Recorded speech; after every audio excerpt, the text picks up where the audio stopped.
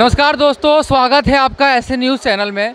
दोस्तों, ऐसे न्यूज़ की टीम पिछले 3 दिन से सतलोक आश्रम धनुषा नेपाल में मौजूद है और यहाँ पे अभी रात के 10 बजने वाले हैं और अभी हम यहाँ पे एक चैम्बर में या फिर यूँ कहीं शेड में हम लोग खड़े हैं और आप देख रहे हैं मेरे साइड में कुछ संत रामपाल जी के शिष्य जो कि यहाँ पे आई कार्ड पकड़े खड़े हैं, आई कार्ड पहने खड़े हैं और उस पर लिखा हुआ है संघ का समाधान सेवादार, जो कि यहाँ पे आपको मोटा मोटा दिख रहा है एक और पे मेरे।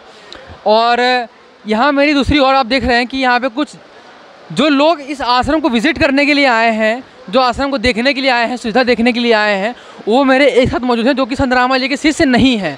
आपको क्लियर करते हैं कि संत रामपाल जी के शिष्य नहीं हैं और यहाँ पे मेरे साइड में संत रामपाल जी के शिष्य हैं। यहाँ पे बड़ा डिबेट ये है कि संत रामपाल जी महाराज जो क्लेम करते हैं सत्संगों में, उसको लेके जगत के कुछ क्वेश्चन है जो संत रामपाल जी के शिष्य नहीं है और उनका आंसर देने के लिए ये लोग हैं। और यहाँ पे सबसे ट्विस्ट वाली बात यह है कि जो भी लोग आंसर देने वाले हैं, आंसर अपने मुंह से नहीं देंगे।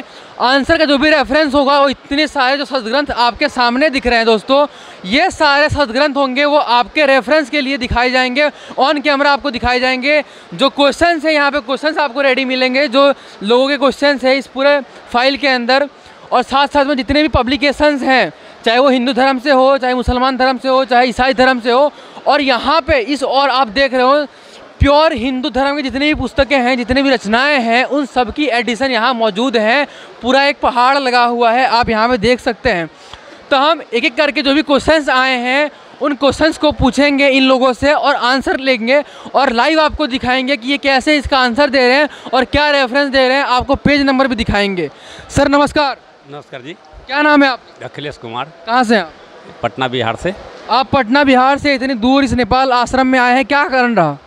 कारण ये रहा कि पता चला, कुछ न्यूज़ पर भी देखे जो सोशल मीडिया पे कि इनका समागम हो रहा है, तो हम लोग के बगल पड़ा अपना बिहार नेपाल में ही। ऐसा तो बहुत जगह सुना देखा भी, तो आए तो यहाँ देखे व्यवस्था तो शायद बहुत बेटर ही है, इसमें कहने की बात तो है नहीं, देखा जा सकता है, देखे भी हम हैं।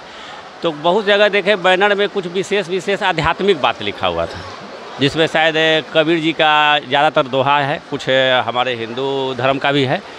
तो उसमें आए, फिर देखे सभी जगह आते आते यहाँ भी देखे, जो भी आप दिखा रहे थे कि यहाँ किताब है। देखिए हिंदू धर्म का भी है, अदरवाइज भी है, लेकिन हम तो बेसिक हिंदू से हैं तो हम तो अपना हिंदू से जानेंगे। तो इसमें देखे कि किताब तो हमारा है हिंदू समाज का, लेकिन साफा यहाँ डिफरेंस है। कहने का मतलब है हिंदू के खिलाफ बिल्कुल। इसलिए कि ब्रह्मा विष्णु महेश जी के तो पूजे छुड़ाया जा रहा है, किनकी पूजे नहीं करना है, ओनली वन कबीर साहब। तो ओनली वन कबीर साहब, तो बाकी फिर किताब की ज़रूरत क्या रह गया?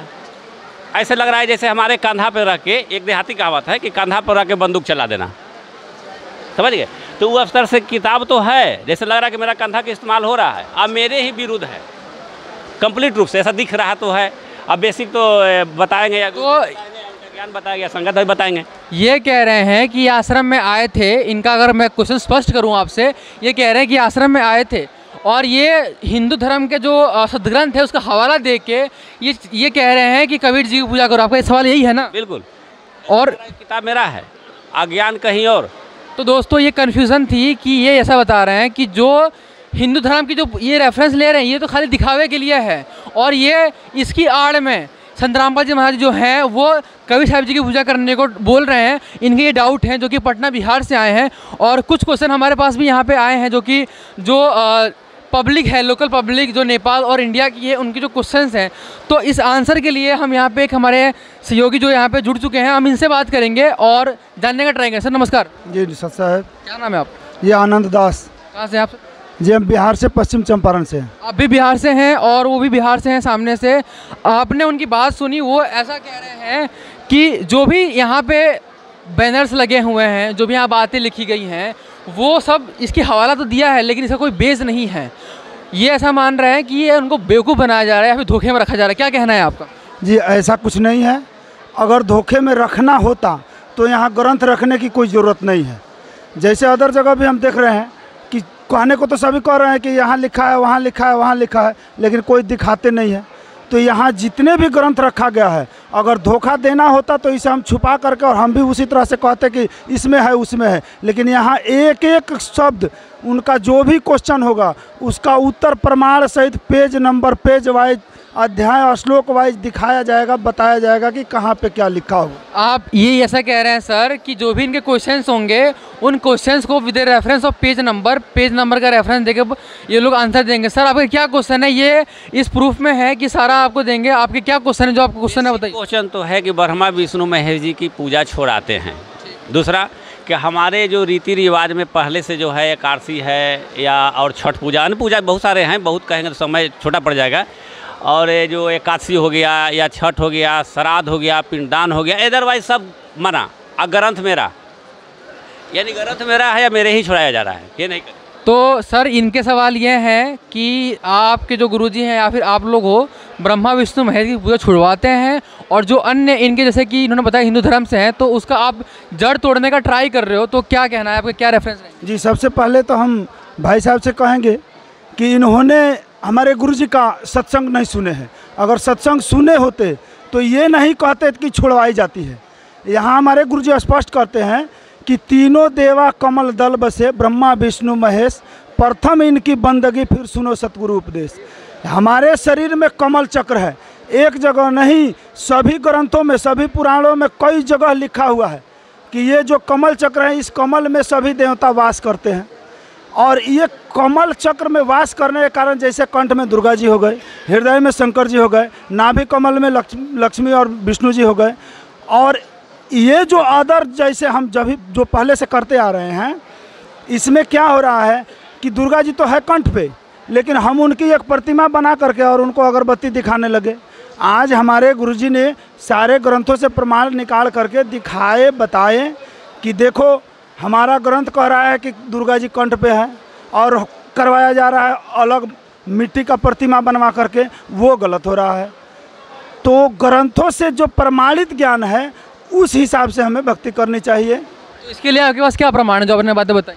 जी, इसका प्रमाण हमारे एक नहीं कई प्रमाण मिलेंगे। बताइए। जी, जैसे अभी हमारे पास है गरुड़ पुराण।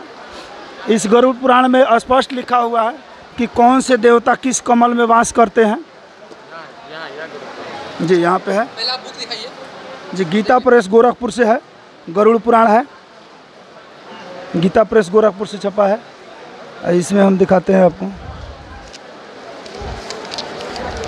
यहाँ पे स्पष्ट लिखा है इस गरुड़ पुराण में कि मूलाधार चक्र में गणेश जी का, स्वाधिष्ठान चक्र में ब्रह्मा जी का, मणिपूरक चक्र में विष्णु जी का, अनहंता चक्र में शिव जी का, विशुद्धा चक्र में जीवात्मा दुर्गा जी का, अज्ञात चक्र में गुरु का, सहस्त्रार्थ चक्र में सर्वव्यापी पर ब्रह्म का चिंतन करना चाहिए। ऐसा नहीं है कि अगरबत्ती दिखाना चाहिए। यह स्पष्ट ग्रंथ कह रहा है कि उनका सिर्फ स्मरण करना है।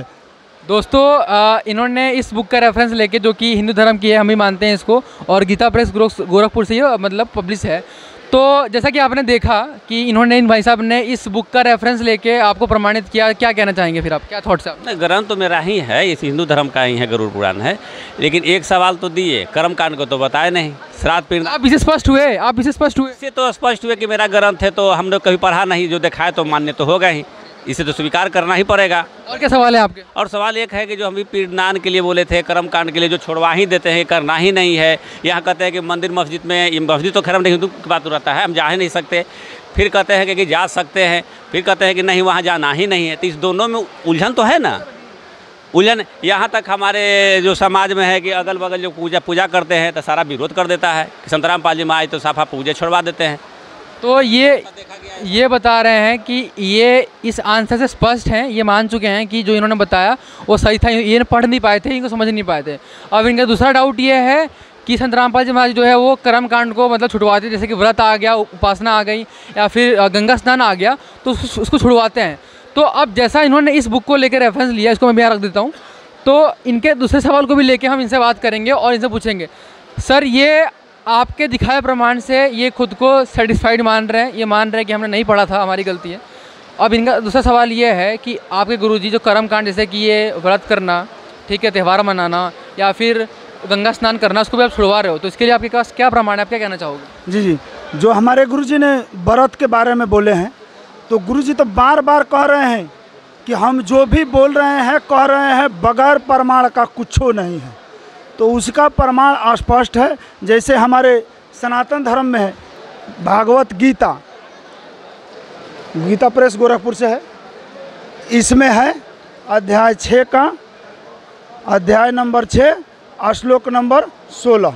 इसमें स्पष्ट है कि ये अर्जुन कृष्ण बता रहे हैं कि हे अर्जुन, यह योग यानी भक्ति न तो बहुत खाने वाले का और न बिल्कुल न खाने वाले का और न बहुत शयन करने वाले का और न सदा जागने वाले का ही सिद्ध होता है।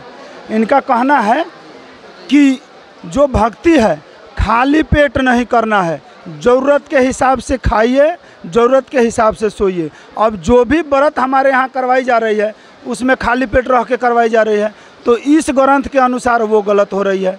इसके अलावा और बहुत सा प्रमाण है, जैसे हमारे पास एक घट रामायण है। जितने भी प्रमाण हैं आप विस्तार दिखाइए ताकि लोगों का भरोसा बने। ये घट रामायण है। इस घट रामायण में तो ऐसा स्पष्ट किया गया है कि इसको जब हम देखेंगे तो मतलब समझिए कि हद से ज़्यादा इसमें कहा गया है। जैसे एकादशी व्रत के बारे में बताया गया है, इसमें तो लिखा है, ये घट रामायण हम देख लेंगे पहले। ये तुलसी साहब हाथरस वाले हैं। ये छपा कहाँ से है? बिलबीडियर प्रिंटिंग वर्कस, मोतीलाल नेहरू इलाहाबाद से। ऐसा नहीं है कि संत रामपाल जी महाराज ने अपने से लिख के रखा है। इसमें स्पष्ट है कि 100 बरस एकादशी की नहा अंत जन्म मक्खी का लिनहा। एकादशी करने से अगर हम व्रत कर रहे हैं तो पुण्य होना चाहिए था ना, लेकिन व्रत करने के बाद हमें इतना ज़्यादा घाटा हो रहा है। उस घाटे के तहत एकादशी के बाद से लास्ट का जन्म मक्खी का मिल रहा है। ऐसे ऐसे बहुतों बता रहे हैं कि प्रथम इतवार को किन्हा, चासे जन्म चील का लिनहा, मंगल व्रत का मंगल बहुविधि व्रत रहा है, तासे जन्म सुअर के पाई। अच्छा ये तो ठीक है, ये तो आप पढ़ के सुना। इसका हिंदी में अगर हो तो आप हिंदी में स्पष्ट करिए इसको। जी हिंदी में यहाँ पे स्पष्ट लिखा है 1000 वर्ष एकादशी का व्रत किया और अंत में मक्खी का जन्म लिया। इसी प्रकार अनेक व्रत किए, उनका वृत्तांत बता रहे हैं कि प्रथम इतवार का व्रत किया, उससे चील का जन्म मिला। मंगल का व्रत अनेक प्रकार के रूप में रहा, उससे मुझे सुअर का शरीर मिला। उसके बाद तीज का व्रत किया, उसके कारण मैंने कुत्ते का जन्म प्राप्त किया। इसके बाद नियम से परदोष रखा, उसके कारण गधे का जन्म मिला। यानी जो भी व्रत है, नवमी है, करवा चौथ है, ये सभी इतना घाटा है कि जगह से कहीं ज़्यादा। इतना ही नहीं, रामचरितमानस जो आज हमारे सनातन धर्म में बार बार कहा जा रहा है कि रामचरितमानस सबसे उत्तम माना जा रहा है, उसमें भी बता रहे हैं कि रामचरितमानस में भी जब तब पर्व नहीं करना है। ये हमारा रामचरितमानस हो गया। गुरु जी का तो ये बोल रहे हैं कि इन्होंने व्रत छुड़वा रहे हैं, लेकिन इस रामचरितमानस में उत्तरकांड में साफ लिखे हैं, इस कलिकाल में योग, यज्ञ, जप, तप, व्रत और पूजन आदि कोई दूसरा साधन नहीं है। सिर्फ राम जी का स्मरण, नाम सुमिरन का जाप करना है। तो ये जो नाम है, नाम के सहारे ही हमें पार मुक्ति मिल सकती है, दूसरा कोई उपाय नहीं है। व्रत तीर्थ करने से हम घाटे में जाएंगे, उससे कुछ भी लाभ नहीं मिलेगा। दर्शकों, जो प्रूफ इन्होंने दिया वो आज तक हमने भी नहीं देखे थे, क्योंकि आप देखिए ये एक जो पुस्तक है, ये घट रामायण पुस्तक है, हिंदू धर्म की है। इन्होंने पूरा इसमें से प्रमाण लिया है एंड अभी उसको हमने बुक मार्क करके रखा हुआ है रेफरेंस के लिए। और साथ साथ में जो इन्होंने ये गीता जी हैं, जो हिंदू धर्म की सबसे टॉप मोस्ट सेक्रेड बुक्स में से आती है, सबसे, इसका भी इन्होंने हवाला देके इसका प्रमाण लिया, हमको दिया। तो सर आपने जैसे देखा कि आप ही के सामने, आपके आँख के सामने 3-3 पुस्तकें खोल के दिखाई गई, पेज नंबर के साथ में दिखाया गया और उस पर उंगली रख के समझाया गया कि अगर आप व्रत करते हैं तो आप इस योनि में जाएंगे, आपका कुत्ते जन्म, गधे जन्म होगा। क्या कहना है आपके, क्या विचार? जी, अब सदग्रंथ तो हम लोग कभी पढ़े नहीं थे इससे पहले। जैसे हमारा लोक वेद में चलते आया, जैसे हमारे धर्मगुरु बताए, या तो हमारे धर्मगुरु ही गलत है, ऐसा तो माना जा सकता है कि जैसे ग्रंथ बता रहा है, जैसे हमारा जो पुराण बता रहा है। तो पुराण के तो हमारे हिंदू समाज सबको सर्वमान्य माने हैं, लेकिन पहले हमने कभी पढ़ा नहीं, कभी जाना ही नहीं। जब पढ़ा नहीं तो जाना नहीं। गुरुदेव जी ने बताया तो बहुत सारा ज्ञान इसमें है, इंक्लूड है। तो इंक्लूड तो पहले झटका तो हमें लगेगा ही कि हमारे हिंदू धर्म का विरोधी है। आज जब हम जाने दिखाएं भाई मेरे, तो थोड़ा यकीन तो होगा। अब विशेष रूप से पढ़ेंगे तो विशेष समझेंगे। फिलहाल तो वहाँ एक है कि जहाँ तक 80% सवाल का आंसर दिए, कुछ अपने अंदर भी रह जाता है, वो तो पढ़ला के बाद क्लियर होगा। तो आप बिल्कुल क्लियर है अपने मन से? हाँ। अब रही सवाल की जो ब्रह्मा विष्णु महेश जी के बोलते हैं कि इनका तो जन्म मरण होता है, कि मृत्यु में है, इनकी पूजा नहीं करनी चाहिए। जैसा कि हमने पढ़ा वहाँ कैलेंडर में पढ़ा था, आगे जो प्रदर्शनी में दिया हुआ है वहाँ भी देखे कि नासवान में है। तो क्या ये भी प्रमाण है कि कहीं ऐसा होता है कि एक जगह आप देखें तो बता दिया आपने, कहीं ऐसा जहाँ हम मुख्य रूप से तो ब्रह्मा विष्णु महेश जी की पूजा करते हैं, दुर्गा माँ की पूजा करते हैं, ऐसा ही हमारा प्रथा चले आया है। तो अपने गरुड़ पुराण में या घट रामायण में देखा है, लेकिन इनसे सर्वोपरि हम लोग ब्रह्मा विष्णु महेश ही को मानते हैं या दुर्गा माँ को मानते हैं। आपके कहने का मतलब है कि आप जिसको जितना आंसर मिला आप बिल्कुल संतुष्ट हैं, लेकिन आप ब्रह्मा विष्णु महेश के बारे में जानना चाहते हैं। मैंने देखा आगे देखा प्रदर्शनी में कि कबीर साहब ही अविनाशी हैं, तो इससे तो स्पष्ट हुआ कि ये कहना चाह रहे हैं कि बाकी देवता नाशवान है यानी मृत्यु में है। तो उसके लिए तो सेटिस्फाइड जब तक हिंदू धर्म हम नहीं हो पावेंगे, नहीं समझ पावेंगे, तो हमारे घर में तो विरोध हो रहा है। हमारा इच्छा भी करता है कभी इनको ज्ञान के सुनते हैं तो पता चलता है कि विरोध हो रहा है कि वो तो ऐसे हैं तो ऐसे है, बहुत तरह की बात आ रहा है।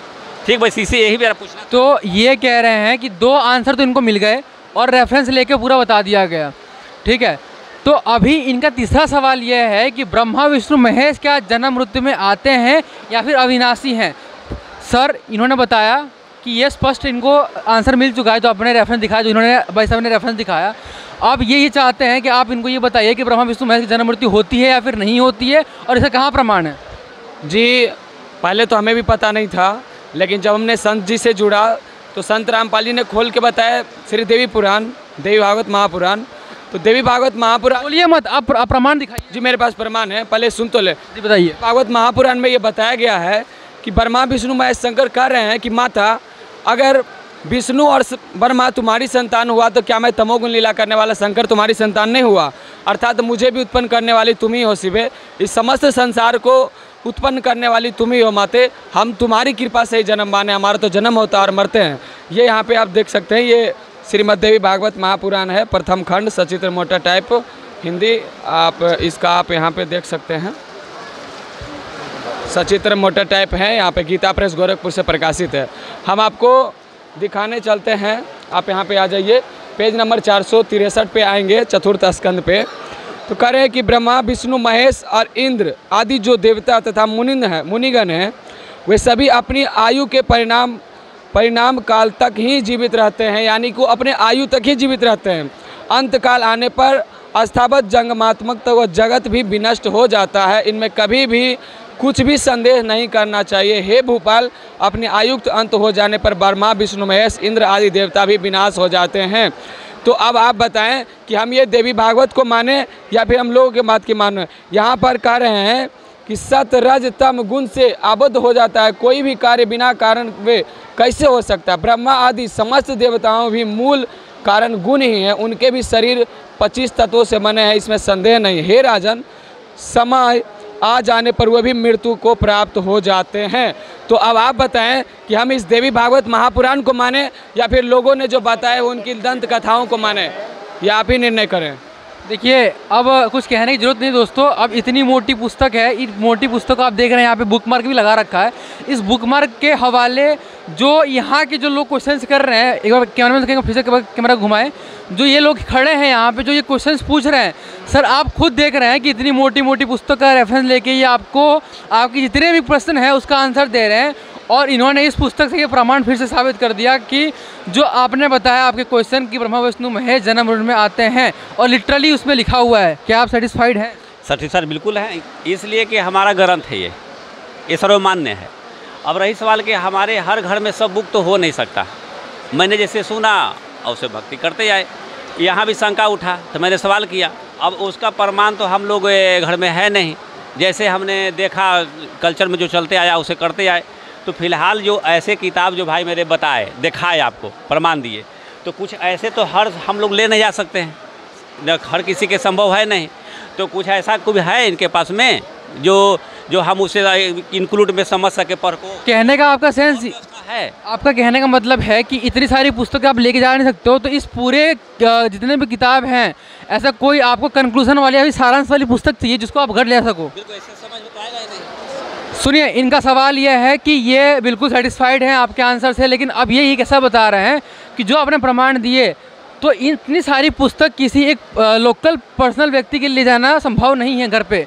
तो ऐसी कोई पुस्तक आपके पास हो जो ये घर लेके जा सकें और पढ़ सकें उसको, जिसमें हमारे गुरुजी के द्वारा लिखा हुआ पुस्तक ज्ञान गंगा, गीता तेरा ज्ञान अमृत, जीने की राह और बहुत सारी पुस्तकें हैं, लेकिन छोटी में कम खर्च में जो हमारे गुरुजी ने धर्मार्थ मूल्य 20-20 रुपये में दे रहे हैं, उस पुस्तकों में सभी धर्मों के जितने भी ग्रंथ हैं सभी ग्रंथों का पूर्ण वृत्तांत करके लिख रखे हैं। उस पुस्तक को ये भाई साहब लें और समझें, पढ़ें कि क्या चीज़ है, उसमें सब कुछ इनको मिल जाएगी। जी, तो क्या आप पुस्तक अभी दिखा सकते हैं? जी पुस्तक है भी यहाँ पे, दिखा रहे हैं यहाँ पे है। अदर लैंग्वेज में भी मिलेगी, ये जैसे नेपाली में हो गई ज्ञान गंगा, ये जीने की राह है गुरुजी का लिखा हुआ, संत रामपाल जी महाराज द्वारा लिखा हुआ है, ये ज्ञान गंगा। इसमें जितने भी धर्म है सभी धर्मों के जितने ग्रंथ है सबका पूर्ण विस्तार से इसमें लिख दिए हैं कि कहाँ क्या है, कहाँ कैसे है। इसको भाई साहब ले जाएं और ले जा करके पढ़ें, समझें। तो दोस्तों देखिए सर, आपके लिए ये पुस्तक ये बता रहे हैं कि इस पुस्तक के अंदर जितने भी मतलब जितना भी है यहाँ पे आपने पुस्तक देखी हिंदू धर्म की, इसमें सारा सारांश है, आप इसको ले पढ़ सकते हैं। तो दोस्तों आपने यहाँ पे देखा कि कितनी बड़ी यहाँ पे अभी बहस छिड़ गई थी कि लोग जो आए हैं इंडिया से आए हैं, नेपाल का बॉर्डर क्रॉस करके यहाँ पे आए हैं, उनके मन में जो शंकाएँ थीं, हालांकि उन्होंने अपनी शंकाओं को व्यक्त किया, हमारे साथ में अपना शेयर किया पूरा अच्छी तरीके से।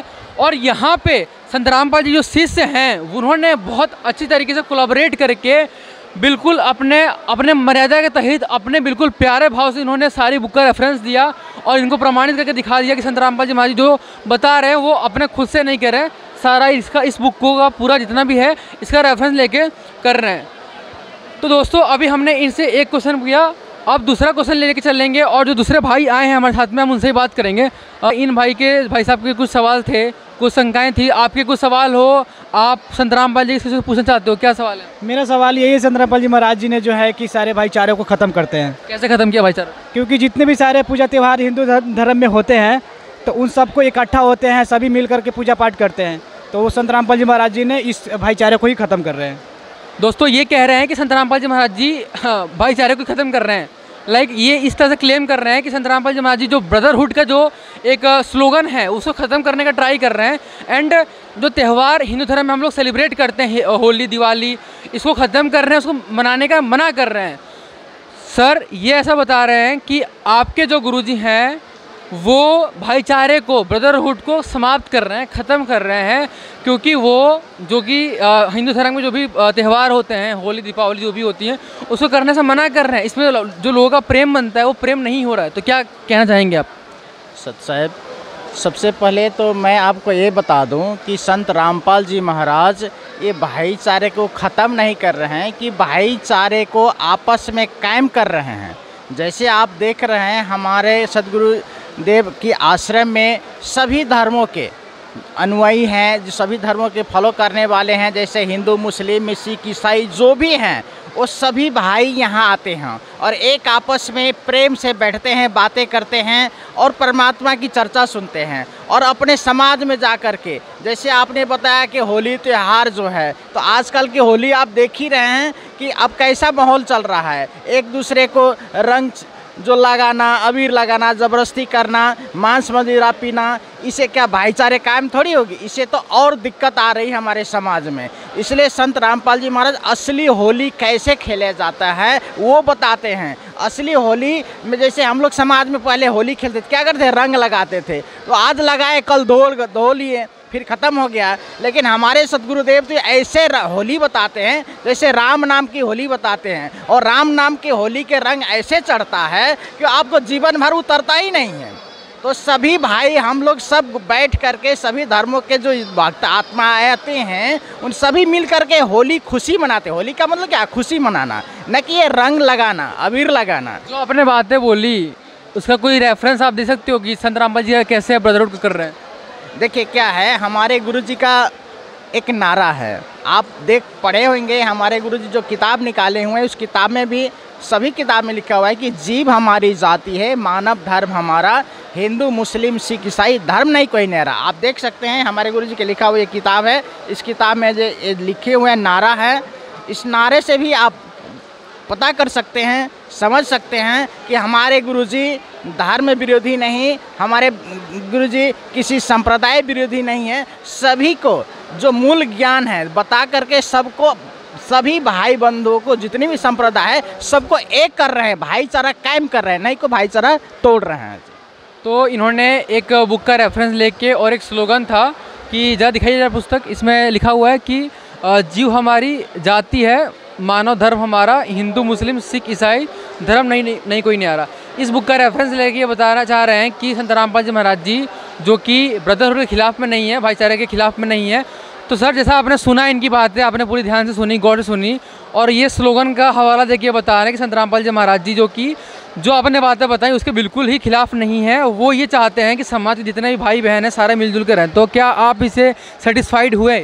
बिल्कुल संतुष्ट हैं, क्योंकि इसमें जो दिया गया है, जीव हमारी जाति है, मानव धर्म हमारा, हिंदू मुस्लिम सिख ईसाई धर्म नहीं कोई नहीं आ रहा, इसमें सभी को एक कर रहे हैं। मुझे ऐसा सुनने को मिल रहा था समाज में कि मतलब भाईचारे को दूर किया जा रहा है, लेकिन इस चीज़ को जब मैंने प्रूफ देख रहा है तो मुझे यकीन हो गया कि सचमुच समाज को मतलब अलग नहीं किया जा रहा। तो कहने का मतलब आपका इतना है कि आप जो लोगों की बातें सुनाई थी आप वो बता रहे थे? हाँ बिल्कुल बिल्कुल, अब मेरे को यकीन हो गया कि सचमुच भाईचारे का काम संत रामपाल जी महाराज जी कर रहे हैं। कुछ और क्वेश्चन है हमारे पास में, तो उस क्वेश्चन को भी लेंगे। और यहाँ पे देखिए दर्शकों, इस जो डिबेट का मेन मोटिव ये है कि जितने भी क्लेम संत रामपाल जी पे लगे हैं उसको हम बिल्कुल 1-to-1 पर्सन से कम्युनिकेट करके उनके क्वेश्चन को लेके संत रामपाल जी के शिष्य से भी पूछें, उनके द्वारा जो यहाँ पे सदग्रंथ रखे हुए हैं इन्हीं का रेफरेंस लेके हम आपको आंसर दें। अच्छा सर नमस्कार, क्या नाम है आप? गणेश कुमार। कहाँ से आए आप? पटना बिहार। अभी पटना बिहार से हैं, क्या सवाल है आपके? हमारे सवाल हैं कि हमने सुना है कि जो भी संत रामपाल जी महाराज जी से नाम दीक्षा लेते हैं उनके समाज वाले विरोधी हो जाते हैं, तो हम उनसे नाम दीक्षा क्यों नहीं कि हमारे समाज वाले हमारे विरोधी हो जाएं? अच्छा, ये भी एक समस्या आई है कि बता रहे हैं कि संत रामपाल जी से हम क्यों जुड़ें, हम उनसे क्यों नाम दीक्षा लें, क्योंकि नाम दीक्षा लेने के बाद से आपको जो इनके समाज वाले हैं उनसे मतलब विरोध करते हैं, उनको समाज में नहीं रखते हैं। तो इसका क्वेश्चन आप फिर हम इनसे पूछ लेते हैं, इसका आंसर है सर। जैसा कि वो भाई का आपने सवाल सुना, वो ये बता रहे हैं कि संत रामपाल जी से नाम लेने के बाद से घोर विरोध होता है समाज में, तो नाम दीक्षा क्यों लें? जी, ये क्वेश्चन बहुत अच्छा आपने पूछे। तो नाम दीक्षा इसलिए लेते हैं कि मानव जीवन जो है ये मुक्ति का मार्ग है, तो मुक्ति मार्ग के लिए मानव जीवन मिला है।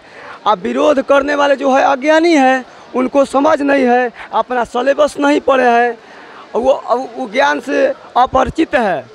ये सारे नकली धर्म गुरु के चक्कर में ये लोग कह रहे हैं। लेकिन हमारे सतगुरु रामपाल जी महाराज जी जो नाम दीक्षा देते हैं तो इससे विरोध नहीं होता है, बहुत सारे रोग ठीक हो जाते हैं, भूत पिचास ठीक हो जाते हैं। ये ऐसा ज्ञान है कि और ज्ञान सब ज्ञान अड़ी, कबीर ज्ञान सब ज्ञान, आ जैसे गोला तोब का करता फिरे मैदान। हम आपसे हम ये चाहते हैं कि जो आप बातें बता रहे हो उसको आप रेफरेंस देके बताओ, प्रूफ देके बताओ, तो हमारी जनता मानेगी। क्या प्रूफ है आपके पास? आप बताइए क्या प्रूफ है? जी देखिए, संत रामपाल जी महाराज से हम इसलिए जुड़ेंगे क्योंकि संत रामपाल जी महाराज ही एक ऐसा संत है जो कि प्रमाणित ज्ञान देते हैं। और जो गीता जी में, जो हमारा हिंदू धर्म की जो गीता जी आप देख रहे हैं, इस गीता जी में बताया गया कि वो तत्वदर्शी संत कौन होगा। तो इसमें बताया गया कि जो उल्टे लटके हुए संसार रूपी पीपल के वृक्ष को जो पत्तों सहित विभागों को बता देगा पूरा। यहाँ आप देखिए 15वां अध्याय के श्लोक नंबर 1 से 4 में बताया गया है, ऊर्ध्वम मूलम अधय शाखम अश्वत्थम प्रावरभ्यम छंदासी यस्य पर्णानि यस्तम वेद स वेदविद। यानी कि जो उल्टा लटका हुआ संसार रूपी वृक्ष को जो समझा देगा वो तत्वदर्शी संत होगा। और आज ओनली फॉर पूरे विश्व में संत रामपाल जी ही एक संत है जो कि उल्टे लटके हुए संसार रूपी वृक्ष को समझा रहे हैं। इसलिए हम संत रामपाल जी महाराज से जुड़े हैं और हमें संत रामपाल जी महाराज से जुड़ना चाहिए। तो दर्शकों, जैसा कि आपने देख लिया रेफरेंस साथ में, और सर आपने भी देखा कि किस तरह से उन्होंने गीता जी का रेफरेंस लेकर बता दिया कि आपको क्यों नाम दीक्षा लेनी चाहिए। तो अब आपके क्या विचार है? ठीक है, अभी देखे जाएंगे। आप अभी संतुष्ट हुए फिलहाल? हाँ, अभी तक संतुष्ट हैं और आगे देखते हैं होते हैं कि नहीं। तो जैसा ये भी संतुष्ट हुए भाई साहब। 5-6 क्वेश्चन थे जो हमने इनके लिए, और हमने अपनी तरफ से कुछ ना बोल के सारा जो भी आउटपुट था इसकी पूरी जो संत रामपाल जी महाराज की जो टीम है उनकी, उन्होंने सारा बताया। और हालांकि आपने देखा भी कि उन्होंने पूरा रेफरेंस लेकर बताया, और इसमें कहीं भी ऐसा नहीं था कि खुद संत रामपाल जी महाराज जी की जो लिखित पुस्तकें हैं उसमें से प्रमाण बता रहे हैं। हमारी जो वर्षों पुरानी जो पुस्तकें हैं थोड़ा कैमरामैन से कहूँगा पर क्लोज लुक आपको दिखाए, जितनी पुस्तकें हैं हमारी उन सभी का रेफरेंस लेके आपको यहाँ पे सारा आउटपुट, सारा प्रमाण आपको देखने को मिला है। और यहाँ पे जितने भी लोग आए हैं जिनके सवाल थे और जो ऐसे भी लोग थे जो सवाल नहीं पूछ पाए हैं, उनके डाउट भी क्लियर होते हैं। तो दोस्तों ये जो बड़ी बहस थी, इस बड़ी बहस का कंक्लूजन यही निकलता है कि संत रामपाल जी महाराज के जो शिष्य हैं वो अपने मन से कुछ नहीं बोल रहे हैं, उनके जो गुरुजी हैं अपने मन से कुछ नहीं बोल रहे हैं, जो बातें बता रहे हैं वो सारी इस प्रमाणित जो ये हिंदू धर्म की पुस्तकें हैं उससे बता रहे हैं। जो समाज है वो मतलब इसको इग्नोर कर रहा है। जैसे इन्होंने खुद स्वीकार किया कि हम लोगों के द्वारा बताई गई बातों को यहाँ पे हम रिपीट कर रहे हैं, हम पूछ रहे हैं आपसे, ठीक है। इनका खुद का इन्होंने कभी ग्रंथ पढ़ के देखे नहीं, लेकिन जब आज इनको ग्रंथ दिखाया गया तो वो मानने में मजबूर हो गए। हालांकि उन्होंने माना भी और कईयों ने पुस्तक ली।